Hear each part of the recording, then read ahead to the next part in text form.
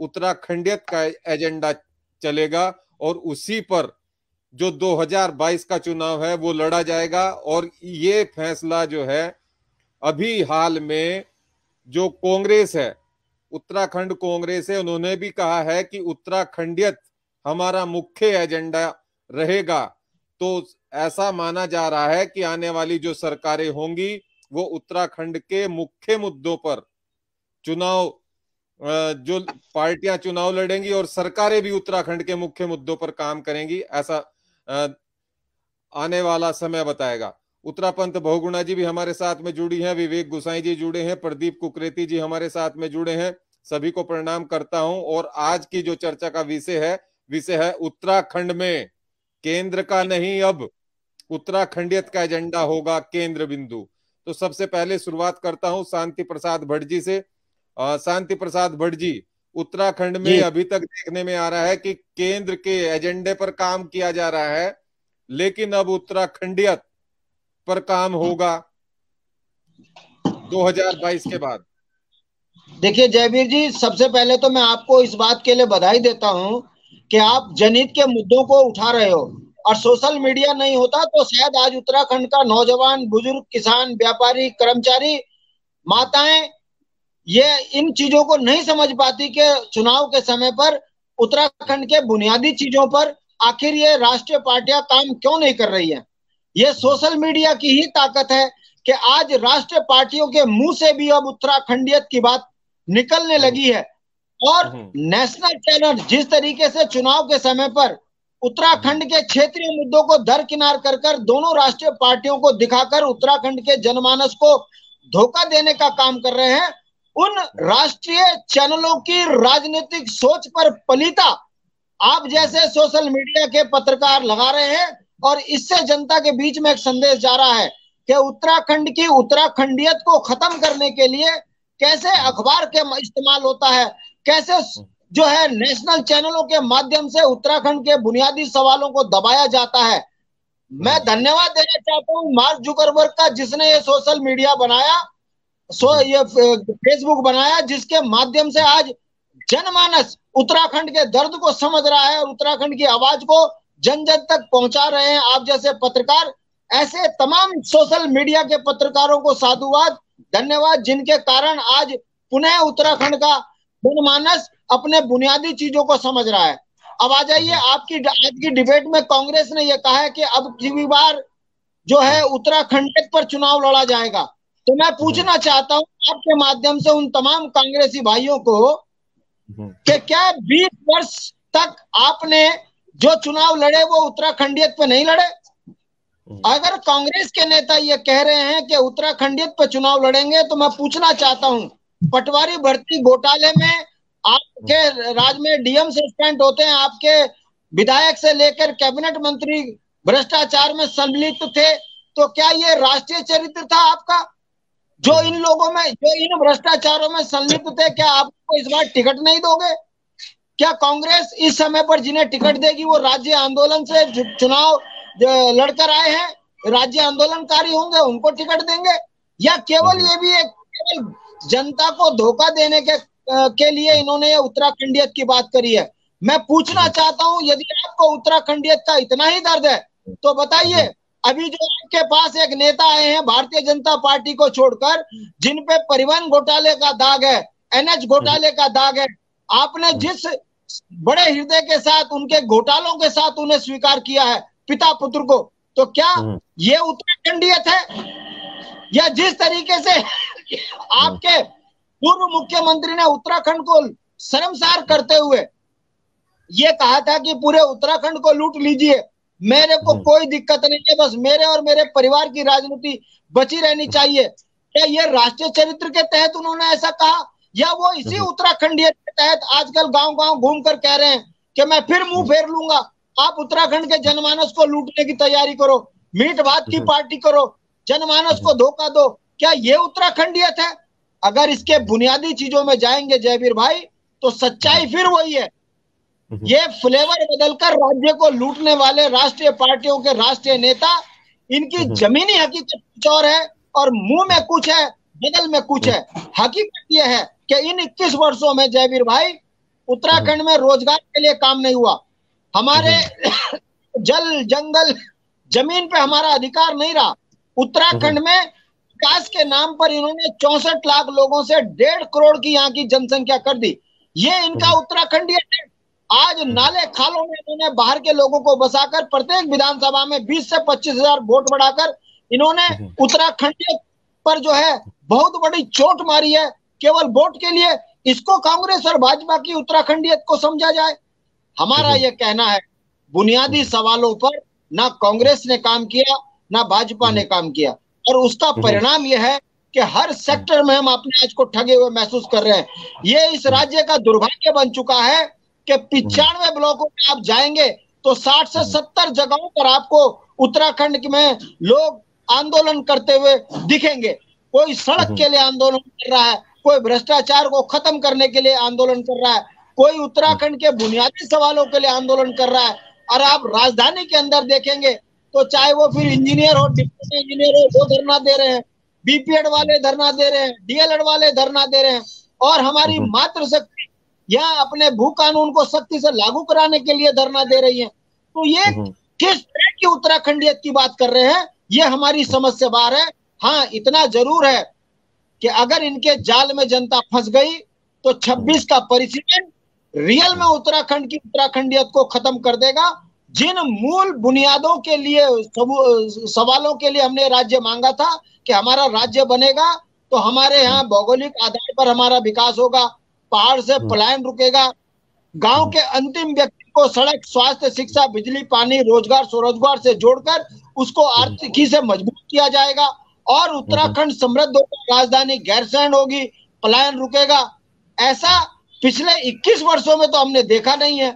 अब कांग्रेस को विगत 2 महीने चुनाव के से पहले अगर ये दर्द दिख रहा है कि अब चुनाव उत्तराखंडियत पे होगा, तो कई सवाल राजनीतिक रूप से खड़े करना क्षेत्रीय दल के नेता होने के नाते हमारा धर्म बनता है ये पूछने का कि यदि आप उत्तराखंडियत की बात करते हो तो आप बताइए, आपको यह बताना पड़ेगा कि आपके उत्तराखंडियत के बुनियादी सवाल क्या हैं, किस एजेंडे पे चुनाव लड़ने जा रहे हो। अगर आप सोनिया गांधी जय जयकार करोगे, ये उत्तराखंडियत तो नहीं है। और यदि आप ये कहते हो कि कांग्रेस के भ्रष्ट नेताओं को हम टिकट नहीं देंगे, ये अगर आप कहते हो तो मुझे लगेगा कि निश्चित रूप से कांग्रेस एक अच्छे कदम को बढ़ाते हुए आगे बढ़ रही है। ना तो आपके चेहरे वही हैं, आगी बागी बदनाम भ्रष्टाचारी, और उसके बाद आप उत्तराखंडियत की बात करते हो तो ये उत्तराखंड की जनता की, महान जनता के साथ धोखा है, राज्य आंदोलनकारियों के साथ धोखा है, उत्तराखंड के शहीदों के साथ धोखा है। और दूसरी पार्टी भारतीय जनता पार्टी, उसे क्या कहना। एक बात सुनिए शांति प्रसाद भट्ट जी, उत्तराखंडियत की बात अगर की जा रही है तो ये बहुत बड़ी उपलब्धि, इसको माना जाना चाहिए, स्वागत योग्य कदम है। चलिए उन्होंने ही सही, अगर कांग्रेस ने ये बात कही है तो ये बहुत महत्वपूर्ण बात है कि उत्तराखंड के लोगों के लिए कि उत्तराखंडियत पर चुनाव लड़ा जाएगा, मतलब पहाड़ के हर एक मुद्दे पर चुनाव लड़ा जाएगा। और आने वाली जो सरकारें होंगी वो कहीं ना कहीं इस चीज को ध्यान में रखेंगी। और इस सरकार ने भी, आपने देख लिया है कि देवस्थानम बोर्ड का जो फैसला जो है पलटा गया है, वो भी आपने देखा ही है। तो जनता की आवाज है, तो जनता जागरूक हो रही है, तो आवाज उठ रही है उत्तराखंड में, और उत्तराखंडियत की बात की जा रही है।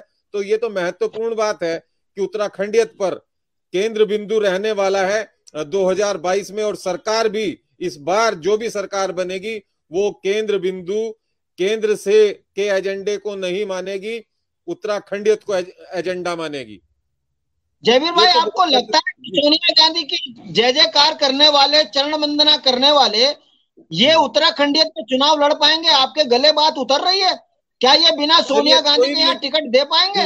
इनके आपस, देखिए जब इनके आपस में जो सिर फुटबॉल हो रही है, गणेश गोदियाल की कांग्रेस अलग है, हरीश रावत की कांग्रेस अलग है, किशोर उपाध्याय अलग अलाप रहे हैं, और जिस तरीके से उत्तराखंड के अंदर लेकिन शांति प्रसाद भट्ट जी, मैंने तो कांग्रेस की बात ही नहीं की, मैंने तो मुद्दा ही यही है कि उत्तराखंडियत, चाहे सरकार किसी की भी बने, उत्तराखंडियत केंद्र बिंदु रहना चाहिए। चुनाव में भी मुद्दा के उत्तराखंडियत रहना चाहिए। आप क्षेत्रीय दल के नेता हैं, मुख्य प्रवक्ता हैं, तो बहुत अच्छी बात है। आपको लगना चाहिए कि ये जो उत्तराखंड है, उत्तराखंडियत है, जो हमारे मुद्दे हैं, उन मुद्दों को लेकर अब केंद्र बिंदु बनाया जा रहा है, तो बहुत ही महत्वपूर्ण बात है कि उन मैं मुद्दों पर जी मैं इसी बात को कह रहा हूँ। उत्तराखंड की उत्तराखंडियत को बचाने की बात यदि कोई पार्टी कर रही है तो वो उत्तराखंड क्रांति कर रही है, और ये कोई किसी पे ऐसा नहीं है। ये हमारा मानना है कि जिस बुनियादी सवालों को लेकर हमने राज्य की मांग करी थी, 42 से ज्यादा शहादतें देने के बाद अगर ये राज्य बना है, तो आज हमको अपने उत्तराखंडियत को बचाने के लिए संघर्ष करना पड़ रहा है। मैं पूछना चाहता हूं आपके माध्यम से, क्या भौगोलिक आधार पर उत्तराखंड में परिसीमन हुआ? यदि हुआ है तो फिर मैं मानूं कि भाजपा कांग्रेस सही है। अरे हमारी पहाड़ से 6 सीट कम कर दी। अगर हम आर्थिक रूप से कमजोर हुए उत्तर प्रदेश में, तो राज्य बनने के बाद पर्वतीय क्षेत्र में आर्थिक रूप से हमको मजबूत होना चाहिए था। बताइए, क्या पहाड़ में आर्थिक मजबूत हुए? जो पहले ठेकेदारी करते थे, अब उनको ठेकेदारी से भी दूर कर दिया गया, पेटी पे काम कर रहे हैं। अरे बड़ी परियोजनाएं बन रही है, बाहर वाले ठेकेदार हैं। तो ऐसे उत्तराखंडियत हमें बचेगी क्या? हमारी संस्कृति पर, हमारी बोली पर, हमारी भाषा पर बता दीजिए इंच मात्र काम हुआ हो? आज 21 वर्ष हो गए, उत्तराखंड की बोली भाषा पे काम हो रहा है? उत्तराखंड से पलायन रुका है? काम होगा, इसीलिए उत्तराखंडियत जरूरी है, और उत्तराखंडियत पर चुनाव होगा, उत्तराखंडियत ही कायम रहेगी, ऐसा लग रहा है। और जनता उत्तराखंडियत की बात कर रही है, तो राजनीतिक दल उत्तराखंडियत पर आ गए हैं। ये एक बहुत महत्वपूर्ण कदम है। इसमें दिक्कत कहाँ है? राजेश बहुगुणा जी भी हमारे साथ में जुड़ रहे हैं। जी, मुझे इस बात की बड़ी खुशी होगी कि राष्ट्रीय चैनलों में राष्ट्रीय नेताओं के मुंह से यदि ये बात निकलेगी कि उत्तराखंड के मूल स्वरूप को बिगाड़ दिया गया, इसको हम सुधारेंगे, पहाड़ से पलायन रोकने के लिए गांव में नीति लाएंगे, रोजगार परक नीतियां लाएंगे, उत्तराखंड में पलायन रोकने के लिए सड़क, स्वास्थ्य, शिक्षा, बिजली, पानी, रोजगार, स्वरोजगार से पहाड़ के अंतिम व्यक्ति को जोड़ेंगे। फिर वो चाहे मैदान का गांव हो, चाहे पहाड़ का गांव हो, वो एक स्मार्ट गांव बनाने की बात करेंगे। तो हमें लगेगा गांव बनाने की बात है, पहाड़ के गांवों को स्मार्ट ही बनाएंगे, ग्राम गांव से ही शुरुआत की जाएगी, ऐसा। भाई, जो सांसदों ने गांव गोद लिए थे, अभी तक गोद से नीचे नहीं उतरे हैं, और इतनी हालत खराब हो गई कि जो गांव पहले अपने पैरों पे चलते थे, अब उनको पोलियो हो चुका है, क्योंकि सांसद ने पैर गांव नीचे उतारे नहीं, वहां से पलायन ज्यादा जारी हो गया। ऐसी स्थिति में आप क्या चाहते हो कि ऐसे झूठ और जुमलों में उत्तराखंड की महान जनता फिर फंसेगी? 21 वर्ष का जो राजनीतिक अनुभव इन राष्ट्रीय पार्टियों का है कि इनके जुमलों में उत्तराखंड बर्बाद हुआ है, चाहे फिर वो नौकरी के सेक्टर पे हो, चाहे विकास के सेक्टर पे हो, हर जगह उत्तराखंड के जनता के साथ धोखा हुआ है। अब इनके जुमले चलेंगे नहीं। हमारा स्पष्ट कहना है, जब तक क्षेत्रीय सोच आगे नहीं बढ़ेगी, तब तक उत्तराखंड के मूलभूत आवश्यकताओं पर काम होता हुआ नहीं दिखेगा। और अगर कोई पार्टी इस पर काम करती हुई दिखेगी, तो वो उत्तराखंड क्रांति दल है, जिसकी परिकल्पना थी कि राज्य बनने के बाद उत्तराखंड को बुनियादी सवालों से जोड़ने का काम यदि कोई पार्टी करेगी, तो वो उत्तराखंड क्रांति दल करेगी। आज भी एकदम अपने राज्य आंदोलनकारियों के हत्यारों को सजा नहीं दिला पा रहे हैं, तो ये इन दोनों राष्ट्रीय पार्टियों की राजनीतिक बेईमानी के कारण ऐसा हुआ है। अगर हम आज भी उत्तराखंड में राजधानी का मसला तय नहीं कर पाए हैं, तो इसका दोष उत्तराखंड की दोनों राष्ट्रीय पार्टियों को है।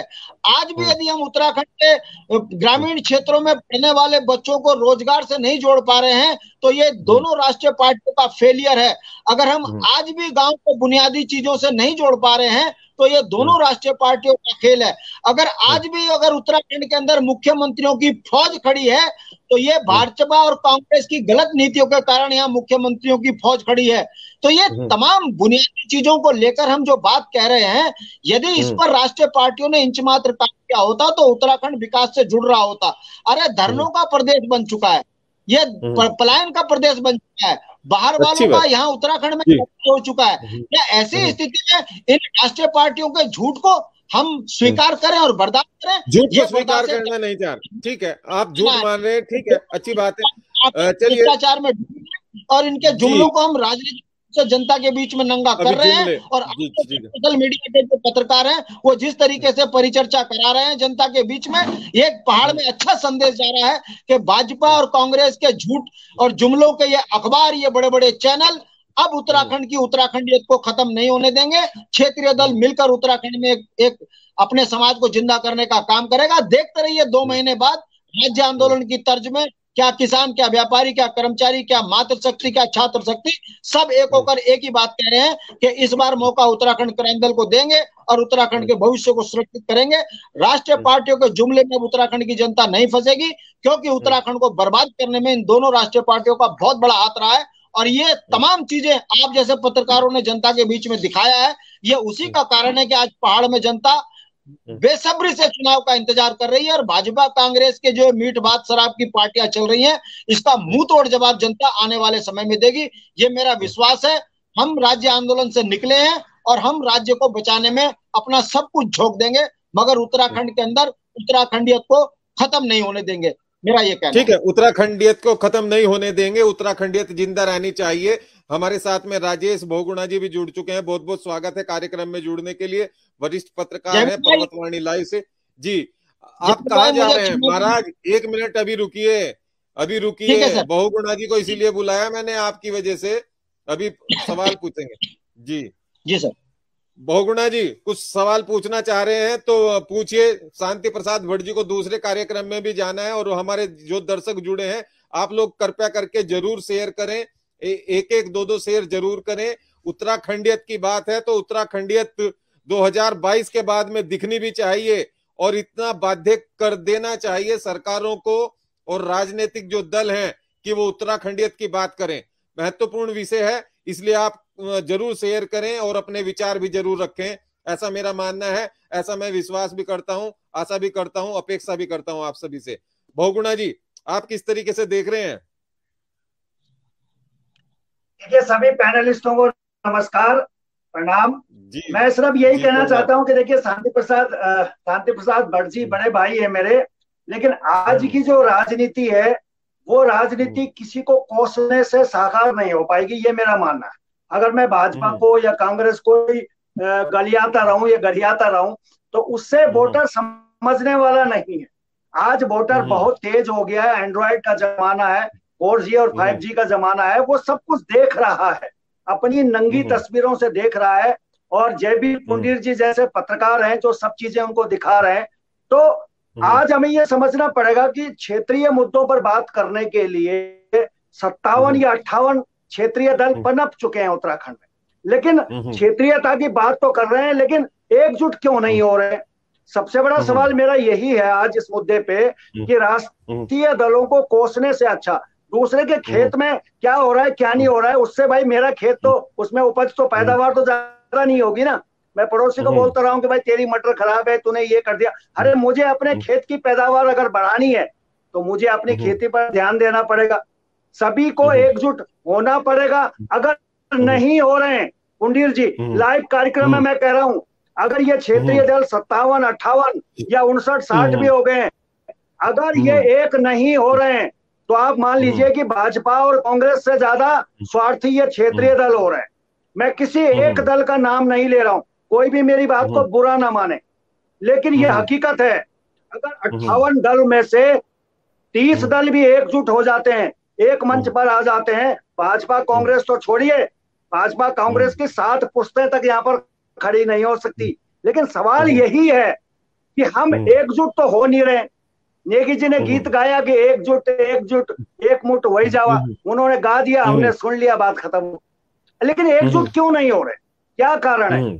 और जितने धरने प्रदर्शन हो रहे हैं ना पुंडीर जी, अमूमन मैं सभी को कवर कर रहा हूं, उनमें से 99% धरने प्रदर्शन वो है जो निजी स्वार्थ के लिए हो रहे हैं, उत्तराखंड के लिए नहीं हो रहे हैं। सिर्फ भू कानून की मांग को लेके कुछ महिलाएं बैठी हुई हैं दीनदयाल उपाध्याय मार्ग पे। कुछ धरनों को अगर हम छोड़ दें जो जनहित के लिए हो रहे हैं या स्टेट के लिए हो रहे हैं, उनको अगर छोड़ दें तो ज्यादातर धरने ऐसे हो रहे हैं जिनमें लोगों के अपने स्वार्थ। कोई कह रहे हमारी तनख्वाह इतने सालों से नहीं बढ़ी है, भोजन माताएं अलग है, आंगनवाड़ी अलग है, PRD वाले अलग है, तमाम जो लोग ये सब अपनी लड़ाई ने, ये लड़ाई कोई नहीं लड़ रहा है। अगर इस राज्य की लड़ाई को लड़ा जाता तो यहाँ की जनता बड़ी करीब से बड़ी बारीकी से देख रही है। पुंडीर जी मैं गवाह हूं इस बात का, 1 साल 4 महीने हुआ है मुझे पत्रकारिता में, मुझे लोग अगर बुलाते हैं, मैं प्रतापनगर भी भागता हूँ, मैं घनसाली भी भागता हूँ, मैं लमगांव भी भागता हूँ, मैं यहाँ से मसूरी भी भागता हूँ, और उतना ही प्यार वो जनता दे रही, आपको भी दे रही है, मुझे भी दे रही है। तो वो प्यार में कंजूसी बाकी के साथ क्यों कर रही है? ऐसा तो जनता के कोई मापदंड नहीं है। लेकिन हमें सोचना पड़ेगा कि क्या हमारी नीति और नीयत सही है, क्योंकि अगर हमारी नीति और नीयत सही है तो फिर हमें जनता का प्यार क्यों नहीं मिल रहा?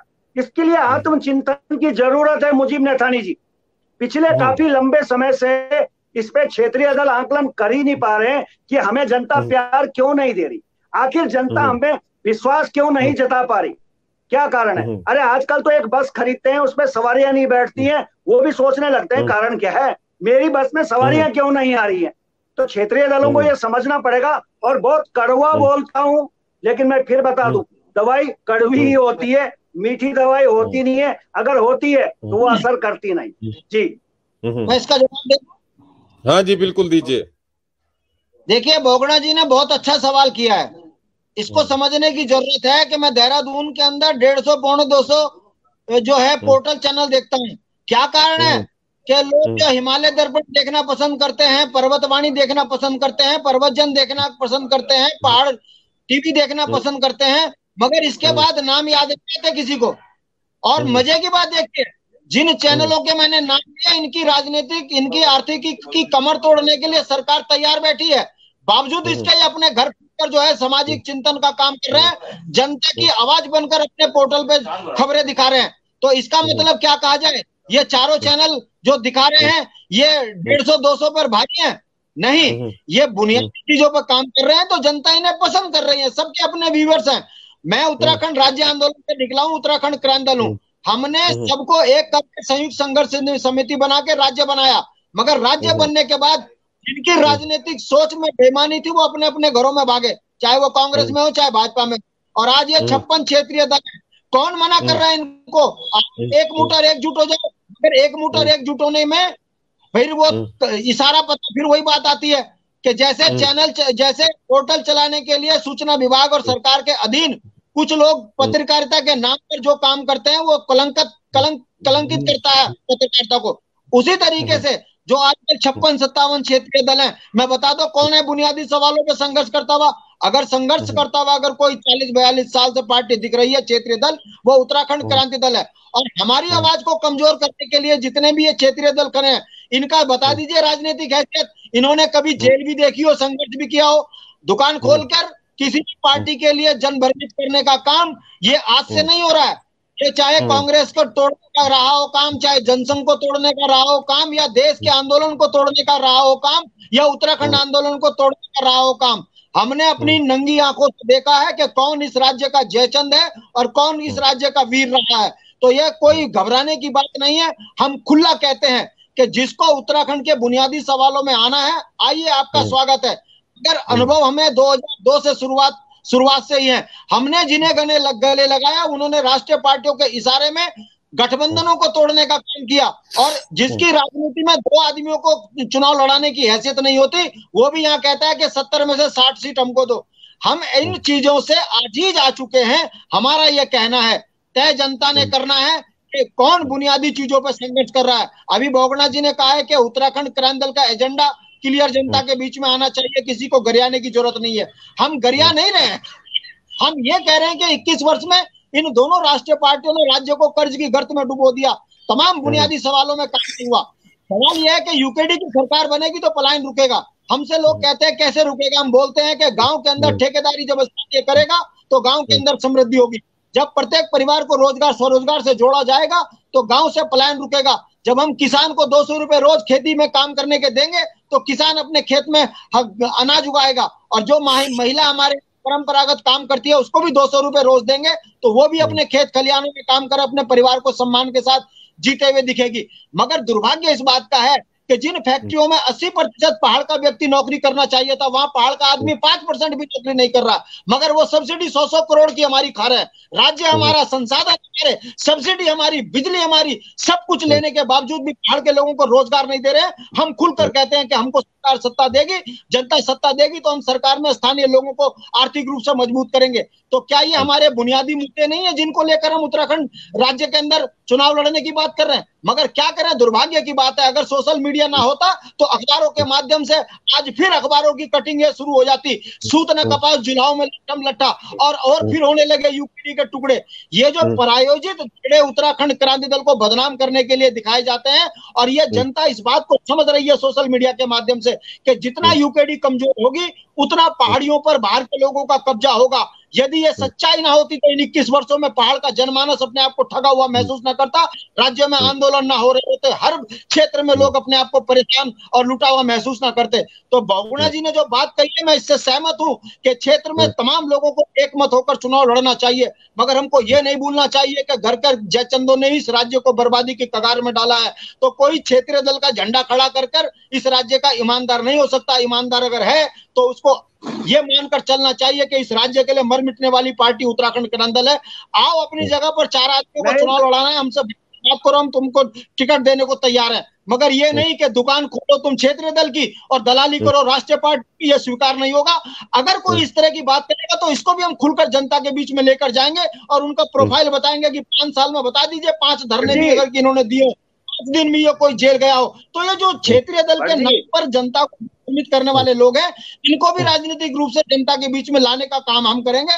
और साधुवाद मैं देता हूं इस बात का बहुगुणा जी के, बहुगुणा जी आपने भी तीखी तरीके से पत्रकारिता करते हो, जितने तीखे हमले आप क्षेत्रीय दल के नेताओं पे करोगे, सवाल खड़े करोगे, तो निकल कर उभर कर वही नेता आएगा जिसके अंदर बुनियादी ताकत होगी। आदरणीय भट्ट जी सुनिए सही, भट्ट जी हमारे प्रवक्ता बड़े स्ट्रॉन्ग है, इसमें कोई शक नहीं है, लेकिन मेरा यह कहना है कि 1,25,00,000 की तकरीबन आबादी है उत्तराखंड की, इसमें से ज्यादा 100 नेता होंगे, 200 होंगे, 500 होंगे, इससे ज्यादा नेता नहीं है उत्तराखंड में, तो बड़े ठीक ठाक नेता है, 500 ही होंगे। अरे 1,25,00,000 की आबादी में से इन 500 को निकाल दीजिए ना, बाकी की जो जनता बची है उसे समझाने में हम कामयाब क्यों नहीं हो रहे हैं? भट्ट जी मैं था मत लेना मेरी बात को। देखिए जब दुकान खुलती है तो पड़ोसी, एक मिनट सुनिए तो सही, मैं जो आपको समझाना चाह रहा हूँ, पड़ोसी की दुकान की बुराई करने से हमारी दुकान बेहतर नहीं चलेगी। हमें अपनी दुकान में वो प्रोडक्ट, वो माल, वो चीजें रखनी पड़ेंगी ताकि ग्राहक उनको ले। भाई मैं मतलब ये समझाना चाह रहा हूँ, लेकिन आप जो कह रहे हैं वो बातें धरातल पर कितनी सार्थक होंगी ये तो आप जाने, लेकिन जिन चीजों को मैं देख रहा हूँ, मैं बड़ी करीब से उत्तराखंड की हर स्थिति और परिस्थिति को देख रहा हूं, लेकिन मुझे कहीं ना कहीं ये लगता है कि हम अपने लोगों को समझा नहीं पा रहे। वरना 42 साल पुरानी पार्टी यूकेडी आज अपने अस्तित्व की लड़ाई नहीं लड़ती, आज दम लगा रहे हैं, लेकिन आज भी जनता के जहन में सवाल आपके लिए बहुत ज्यादा है, और सवाल होने भी चाहिए। अपनों से सवाल होंगे, अपनों से ही सवाल होंगे, गैरों से सवाल नहीं होते। जी मैं इस चैनल में ऑन एयर पार्टी का प्रवक्ता होने के नाते आप ही को यह जिम्मेदारी दे रहा हूं कि जो राज्य के ईमानदार लोग हैं उनके साथ बैठक कीजिए, चर्चा कीजिए, हम आपके साथ हैं। मगर क्या करोगे आप जब आकंठ भ्रष्टाचार में व्यक्ति डूबा हो, उसको आप कैसे सही दिशा में लेकर आओगे? मैं ये जिम्मेदारी पत्रकार होने के नाते ईमानदारी से ऑन एयर बोल रहा हूं। आप बैठिए, करवाइए चर्चा। यदि आपको हमारी राजनीति में कहीं बेईमानी दिखेगी, मैं उसी टाइम उसी समय पर ऐलान कर दूंगा, मैं चुनाव छोड़ दूंगा, मगर मैं बेईमान को बर्दाश्त नहीं करूंगा। इस बात को लेकर मैं पिछले 20 सालों से देख रहा हूं कि जिनकी राजनीतिक हैसियत 2 कौड़ी की नहीं है, वो राष्ट्रीय पार्टियों के चंदों से क्षेत्रीय दल को दिग्भ्रमित करने के लिए काम करते हैं और अखबार उनकी जय जयकार करते हैं, उत्तराखंड क्रांति दल के लिए गलत छापते हैं, और जिसका कोई संघर्ष नहीं होता उसकी 6-6 कॉलम की खबरें छापते हैं। ये बात हम नहीं समझते। आप ईमानदारी से इस काम को कीजिए, मैं आपके साथ हूं। आप समाज को एक मत करने का प्रयास कीजिए। नहीं, बहुगुणा क्या करेगी ये? अगर पोल खोल बहुगुणा जी और कुछ पत्रकारों को ही करना है तो उत्तराखंड क्रांति दल क्या कर रही है? भाई साहब ये भी तो बताइए। शांति प्रसाद भट्ट जी, ये काम तो आपका है कि ये जो क्षेत्रीय दल कुकुर मुत्ते की तरह लिख रहे हैं हमारे भाई भी कि ये उग रहे हैं, तो इनको किस तरीके से आप कवर करोगे, बताइए। तो हम देखो जयवीर भाई, हमारा स्पष्ट कहना है कि हम चाहते हैं कि जैसे राज्य आंदोलन में हमने एक संदेश दिया था, क्या हिंदू, क्या मुस्लिम, क्या सिख, क्या ईसाई, उत्तराखंड के 4 सिपाही, क्या कांग्रेस, क्या भाजपा, क्या यूकेडी, क्या अन्य पार्टी, हमने सबको एक कर झंडा पीछे किया, बड़ा दिल दिखाया, राजनीति में एक संदेश दिया कि राज्य के लिए हम सब एक हैं। और राज्य लिया, इसमें किसी एक वर्ग का कोई बहुत बड़ा योगदान नहीं था। पूरे राज्य के कर्मचारियों से लेकर माताओं का, छात्रों का, सबका बहुत बड़ा योगदान था और हमने साबित करके राज्य लिया भी। मगर दुर्भाग्य देखिए, राज्य जैसे ही मिला सबने अपने अपने खोल पकड़ लिए और जब सब अपने अपने चरित्र में आए उसके बाद राज्य का मूल स्वरूप खत्म हो गया। और जब मूल स्वरूप खत्म हो गया, मैं पूछना चाहता हूं कि भाई भूल गए क्या एनडी तिवारी का वो चाल? जब उत्तराखंड के बुनियादी सवालों में पूरा उत्तराखंड एक हो रहा था, एनडी तिवारी ने कहा जो राज्य आंदोलनकारी बनना चिन्हित कर दो। जैसे ही राज्य आंदोलनकारी चिन्हीकरण का मामला हुआ, यूकेडी से सारे छोड़कर कांग्रेस भाजपा में चले गए, फिर अपने अपने चश्मे से लोगों को राज्य आंदोलनकारी बनाने शुरू कर दिए। तो जो लालच का ठीकरा इन राष्ट्रीय पार्टियों ने फोड़ा, उसका परिणाम है कि पहले ऐसे लोग भागे, अब उसके बाद क्षेत्रीय दल बना दिए। अब एक बता दीजिए, वो आदमी आज की डेट में निशंक के आदमी का टिकट कटेगा, वो कहां जाएगा? वो निशंक जी उसको दूसरे चेले को टिकट लेकर लड़वा देते हैं, अपना आदमी हरवा देते हैं, निर्दलीय जिता देते हैं। ऐसे ही कांग्रेस में करते हैं। तो जितने निर्दलीय चुनाव जीत रहे हैं वो सब पार्टियों के दम पर लड़ते हैं और जितने पार्टियां खड़ी करती हैं ये क्षेत्रीय दल को कमजोर करने के लिए। मैं ये नहीं कह रहा हूं कि इससे कोई फर्क पड़ता है, मेरा ये कहना है कि अखबार और चैनल के माध्यम से अगर इस चीज को बार बार दिखाओगे, यूकेडी खत्म, क्षेत्रीय दल 36, किसको वोट दें, और जब विकल्प कोई नहीं है तो आओ फिर इन्हीं चोरों की तरफ दिखाओ। ऐसा चल रहा है। आपने देखा होगा जयवीर भाई, मुझे कहने में कोई दिक्कत नहीं है, अभी एक बड़े राष्ट्रीय चैनल यहाँ पर देहरादून में डिबेट करके गया। मजे की बात देखिए, उत्तराखंड क्रांति दल का प्रतिनिधित्व तो उसमें नहीं होने दिया गया और उसमें किसका जो भारतीय जनता पार्टी कह रही थी यूकेडी का यहाँ पर जो है कोई भी प्रतिनिधित्व नहीं आना चाहिए। जब आप क्षेत्र के मुद्दों की आवाज दबाकर चैनलों में डिबेट चलाओगे और उसके बाद नेशनल उस पर ये कहोगे कि उत्तराखंड में तो कोई क्षेत्रीय दल है ही नहीं इस लेवल का जो अन्य लायक भी हो, तो ये षड्यंत्र नहीं है। अगर आप जैसे चैनल ना होते बोगना जी, तो शायद आज मेरी आवाज भी लोग जनता तक नहीं पहुंच पा रही होती। मैं तो धन्यवाद करता हूं मार्क जुकरबर्ग का कि उसने फेसबुक चला दिया और आप जैसे सुरवीरों को खड़ा कर दिया जो अपने घर में चना खाकर जो है पत्रकारिता कर रहे हो। आपके भी कोई नीचे मर्सिडीज गाड़ी नहीं लगी हुई है या आपकी भी कहीं यहाँ पर 10 करोड़ की कोठी नहीं है किसी की जो आप यहाँ पर पत्रकारिता कर बहुत खुश हो। आप भी जूझ रहे हो, हम भी जूझ रहे हैं, मगर आपकी ताकत ने राष्ट्रीय पार्टियों को राजनीतिक सामाजिक रूप से नंगा किया है। ये उसी का परिणाम है कि सोशल मीडिया के माध्यम से शांति प्रसाद भट्ट जैसे नेता की आवाज जनता तक जा रही है और राष्ट्रीय पार्टियों का झूठ भी खुल रहा है। तो हमें घबराने की जरूरत नहीं। जो क्षेत्रीय दल हैं हम उनको आह्वान करते हैं, आइए उत्तराखंड क्रांति दल के साथ मिलकर उत्तराखंड के बुनियादी सवालों पर संघर्ष कीजिए। मगर जिनको केवल राष्ट्रीय पार्टियों के इशारों पर दिग्भ्रमित करना हो, ऐसे लोगों को साधुवाद भी चैनल के माध्यम से कह रहा हूं, हमको संघर्ष करने में कहीं कोई दिक्कत नहीं है। पहले भी मरे हैं, आगे भी मरेंगे, लड़ते रहेंगे, क्या हो जाएंगे इस कौम के लिए, मगर हम बुनियादी चीजों से हटने वाले नहीं है। ऐसे तो पता नहीं देश की आजादी में मैं तो धन्य देता हूं 1857 में मंगल पांडे को जिसने अलग जगाई। 90 साल इस देश को आजाद होने में ऐसे ही नहीं लगा। 90 साल तक उन्होंने हमको कितना बर्बाद किया होगा कि मुट्ठी भर अंग्रेज हम पर कर गए। ऐसे ही नहीं था कि 42 साल में हमको 22 साल में हमको 42 शहादतें देने के बाद ये राज्य मिला, किसी ने भीख में नहीं दिया। अगर 22 साल की ये यात्रा संघर्ष की रही है तो इसमें घर के जयचंदों का कारण रही है। तो हमें घबराने की जरूरत नहीं है, हम तो संघर्ष कर रहे हैं बुनियादी चीजों पे।